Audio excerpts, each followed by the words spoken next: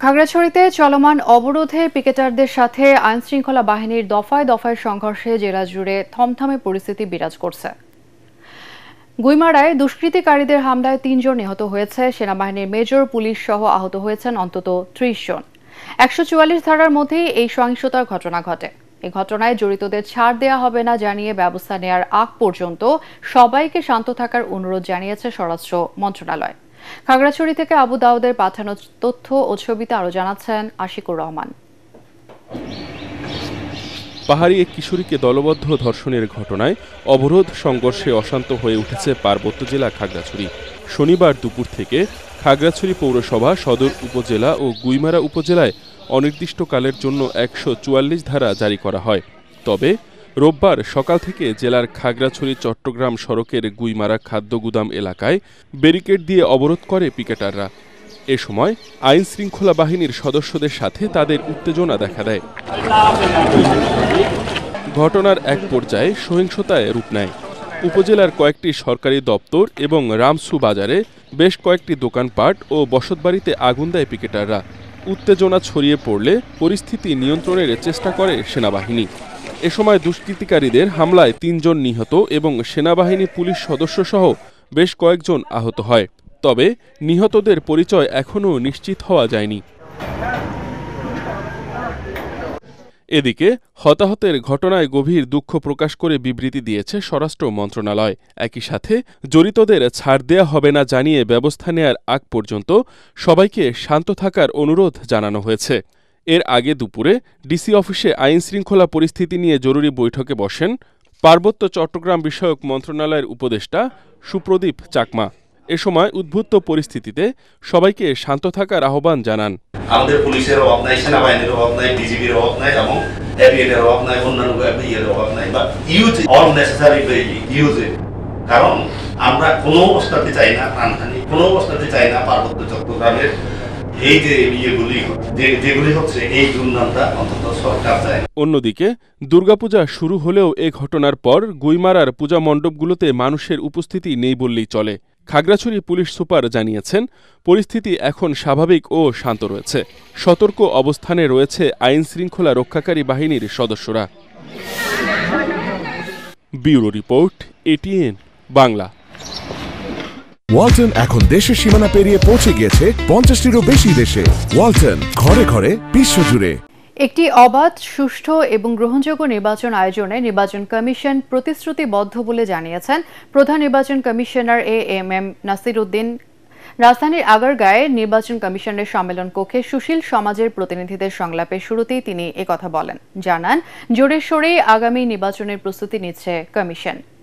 AI এর মাধ্যমে propaganda ছড়িয়ে কেউ যাতে নির্বাচনকে বাধাগ্রস্ত করতে না পারে সেজন্য কমিশনকে সতর্ক করেন সুশীল সমাজের প্রতিনিধিরা। আরো জানাচ্ছেন আদিন সজীব। ত্রয়োদশ জাতীয় সংসদ নির্বাচনকে সামনে রেখে অংশীজনদের সঙ্গে সংলাপ শুরু করল নির্বাচন কমিশন। প্রথম দিনে সুশীল সমাজের প্রতিনিধিদের সঙ্গে আলোচনার টেবিলে কমিশন শুরু হয় সকাল 10:30টায়।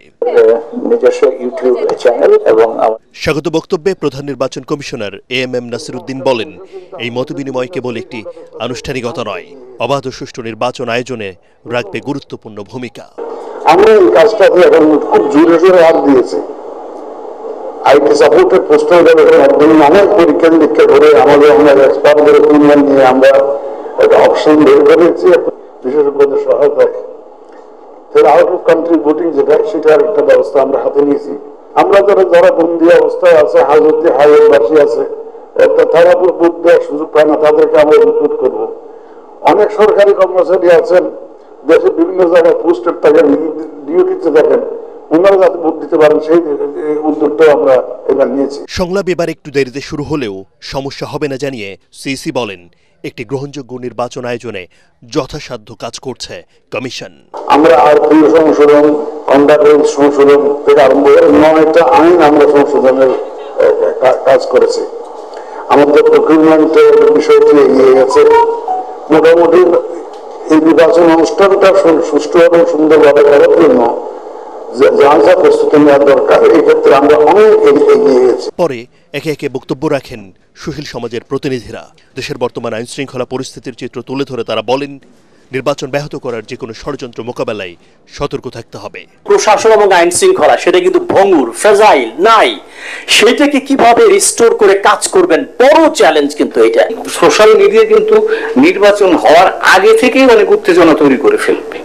তো সেই ক্ষেত্রে সোশ্যাল মিডিয়াকে মিস ইনফরমেশন বলেন, ডিসইনফরমেশন বলেন, AI generated false fake, deep fake বলেন, এগুলো কন্ট্রোল করার জন্য বা এগুলোকে অ্যাড্রেস করার জন্য আমাদের কি মেকানিজম আমাদের হাতে আছে। দুপুরের পরে শিক্ষাবিদদের সঙ্গেও মতবিনিময় করে এসে আইটি সাপোর্টেড পোস্টাল ব্যালটের যে একটা পরীক্ষামূলক পদক্ষেপ যেটা নিচ্ছেন সেটারও খুব আছে, কিন্তু এগুলি প্রত্যেকটার ব্যাপারে সাবধানতা দরকার। এআই ব্যবহার করে ফেক জিনিস তৈরি করা, ফেক ইমেজ তৈরি করা, এবং প্রতিদিন এই ঘটনাটা ঘটছে, যেটা আমরা অলরেডি দেখেছি যে এটা শুরু হয়ে গেছে নির্বাচনকে কেন্দ্র করেও শুরু হয়ে গেছে। পোস্টাল ব্যালটের ক্ষেত্রে আপনি যে প্রযুক্তি ব্যবহার করেন যাতে এটা নিশ্চিত হয় যে জিনিসটা এই। মাসব্যাপী এই সংলাপে পর্যায়ক্রমে রাজনৈতিক দল, গণমাধ্যম প্রতিনিধি, নির্বাচন বিশেষজ্ঞ ও পর্যবেক্ষক এবং জুলাই যোদ্ধাদের সঙ্গেও মতবিনিময় করবে কমিশন। আদ্দিন সজীব, এটিএন বাংলা, ঢাকা।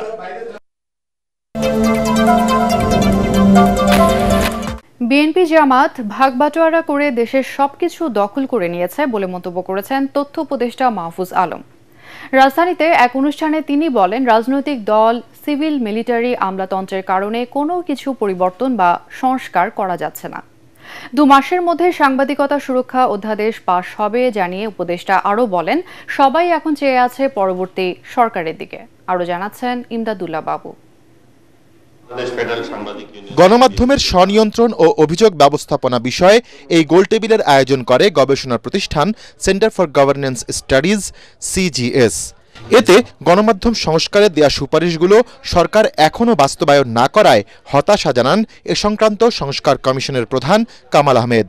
আমরা তো আশা করেছিলাম, আমি বলেছিলাম আপনার সাথে যখন আলোচনা হয়েছে, প্রধান উপদেষ্টার কাছে বলেছি, সবাইকে বলেছি যে সমস্ত বিষয়ে নীতিগত সিদ্ধান্ত নেওয়া দরকার, আইন প্রণয়নের দরকার হবে না, সে সমস্ত বিষয়ে আপনারা খুব সহজেই নিজেদের মধ্যে আলাপ আলোচনা করে, খুব বেশি চাইলে সম্পাদক এবং মালিকদের সাথে আলোচনা করে, ইউনিয়নগুলোর সাথে আলোচনা করে আপনারা আদেশ জারি করে দিতে পারেন, নীতিমালাগুলো হালনাগাদ করে দিতে পারেন। অনুষ্ঠানে তথ্য উপদেষ্টা মাহফুজ আলম জানান, গণমাধ্যম সংস্কার কমিশনের দেয়া দ্রুত বাস্তবায়নযোগ্য 13টি সুপারিশের বিষয়ে কাজ করছে সরকার। আমার গদি কখন চলে যাবে সেটা নিয়ে ক্রাইসিস। আরেকটা ক্রাইসিস হচ্ছে যে গত 1 মাস ধরে গুঞ্জন শোনা যাচ্ছিল মিডিয়া পাড়া এখানে ওখানে যে ছাত্র উপদেষ্টারা নেমে যাবেন, এবং আমি আপনাদেরকে বলি ছাত্র উপদেষ্টারা নেমে যাবেন, ছাত্র উপদেষ্টাদের দপ্তর কাজ করা বন্ধ করে দিয়েছে গত 1 মাস। মানে কাজ স্লো হয়ে গেছে। আপনার পরবর্তী সরকারের অপেক্ষায় সবাই, আমলারা পরবর্তী সরকারের অপেক্ষায়, বিজনেসম্যানরা পরবর্তী সরকারের অপেক্ষায়, আপনারাও হয়তো পরবর্তী সরকারের অপেক্ষায় আছে। তো বিষয় হচ্ছে যে আমি তো এই পরিস্থিতিতে আমাদের জন্য কঠিন করে ফেলা হয়েছে। পত্রিকা মালিকদের সংগঠন নোয়াবের অসহযোগিতার কারণে নবম ওয়েজ বোর্ড বাস্তবায়ন সম্ভব হয়নি বলেও জানিয়েছেন তিনি। আমরা যখন ক্ষমতায় আসলাম, দায়িত্ব নিলাম, তখন বিএনপি জামাতের লোকরা এসে বললো কি, বা আরো দলের লোকরা আসলে অত লোকজন নাই, এই 2-4টারই আছে, তো ওরা এসে বললেন যে একটু যে ফেয়ার হইতে হবে। তো বিসি নিয়োগ হইল 10 জন বিএনপির, 3 জন জামাতের হইল, তারপরে ধরেন আরো এরকম জামাতের যদি বিসি না হয় প্রবিসিটা জামাতের হইল, অ্যাডমিনটা কে নিবে এটা নিয়ে কারাকারি হইল। তো এগুলো আমার চোখের সামনে ঘটছে। তখন কিন্তু সবাই যে এই সরকার আমাদেরকে 2 বছর 3 বছর যা সময় লাগে সংস্কার এবং বিচার করে দিয়ে তারপরে যাবে, ওনারা 4 মাসের মধ্যে ওনাদের সব লোক সেট করা হয়ে গেল, কম বেশি হইলো, কারো হয়তো 60%, কারো 80%, কারো 20%, কারো 30%। হ্যাঁ, সব লোক সেট করা শেষ। এবার ডিসেম্বর থেকে শুরু হইলো অসহযোগ। উপদেষ্টা আরো জানান, অন্তর্বর্তী সরকারের কোনো সংবাদ মাধ্যম বন্ধ করার পরিকল্পনা নেই। ইমদাদুল্লাহ বাবু, এটিএন বাংলা, ঢাকা।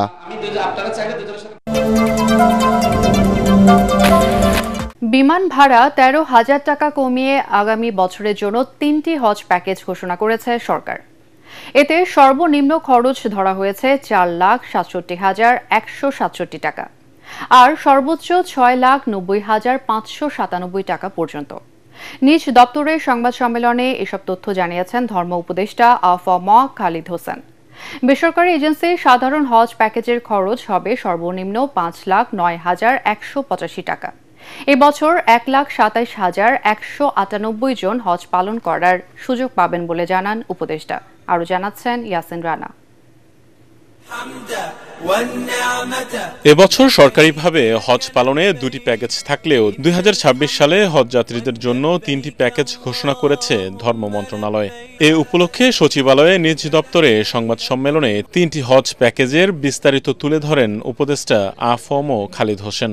এ সময় তিনি বলেন, বিমান ভাড়া কিছুটা কমানোয় আগামী বছর হজ পালনের খরচও কিছুটা কমবে। বিশেষ প্যাকেজ, এই প্যাকেজে হজ যাত্রীরা মক্কায় হারাম শরীফের বহিরাঙ্গন থেকে সর্বোচ্চ ৭০০ মিটারের মধ্যে হোটেলে থাকবেন। এই প্যাকেজের খরচ ধরা হয়েছে ৬,৯০,৫৯৭ টাকা। এই প্যাকেজ 2, এই প্যাকেজের খরচ ধরা হয়েছে ৫,৫৮,৮৮১ টাকা। হজ প্যাকেজ 3, এটি সাশ্রয়ী হজ প্যাকেজ। এই প্যাকেজের খরচ ধরা হয়েছে ৪,৬৭,১৬৭ টাকা। চলতি বছর বেসরকারিভাবে হজ পালনে সর্বনিম্ন খরচ ধরা হয়েছিল ৪,৮৩,১৫৬ টাকা। এবার তা বাড়ানো হয়েছে। বেসরকারি মাধ্যমের সাধারণ হজ প্যাকেজ খরচ ধরা হয়েছে ৫,০৯,১৮৫ টাকা। চাঁদ দেখা সাপেক্ষে ২০২৬ সালের ২৬ মে পবিত্র হজ অনুষ্ঠিত হবে।